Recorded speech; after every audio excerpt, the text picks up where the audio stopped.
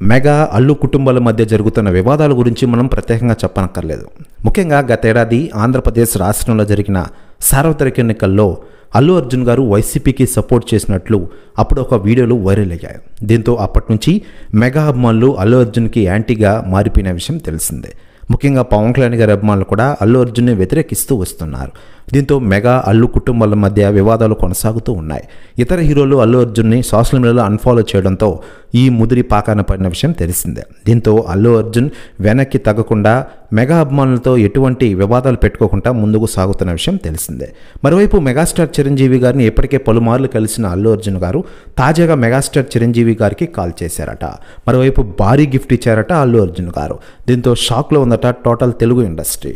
ప్రస్తుతం న్యూస్ కూడా తెగ వైరల్ అవుతోంది. పుష్ప 2 సినిమా హిట్ అవ్వడంతో ఈ గిఫ్ట్ ఇచ్చినట్లు తెలుస్తోంది. మరోవైపు ఇటీవలే జైలు నుంచి నేరుగా విడుదలయ్యి మెగాస్టార్ చిరంజీవి గారి ఇంటికి వెళ్లారు అల్లు అర్జున్ గారు. దానికి సంబంధించిన ఫోటోలు, వీడియోలు నెట్టింట్లో వైరల్ అయిన విషయం తెలిసిందే. దీంతో ఇరు కుటుంబాల మధ్య మంచి సన్నిహిత సంబంధాలు ఉన్నాయని అభిమానులు అనుకుంటూ ఉన్నారు. మరోవైపు సినిమాల విషయానికి వస్తే మెగాస్టార్ చిరంజీవి గారు ప్రస్తుతం తన కెరీర్లోనే 156వ సినిమా అయిన విశ్వంబర సినిమాతో మన ముందుకు రాబోతున్నారు. ఈ సినిమా కోసం యావత్ తెలుగు ప్రపంచం వెయిట్ చేస్తోంది. చిరంజీవి గారి నుంచి మరోసారి సోషల్ ఫ్యాంటసీ సినిమా వస్తుండడంతో ఈ సినిమాపై అంచనాలు భారీగా పెరిగిపోయాయి.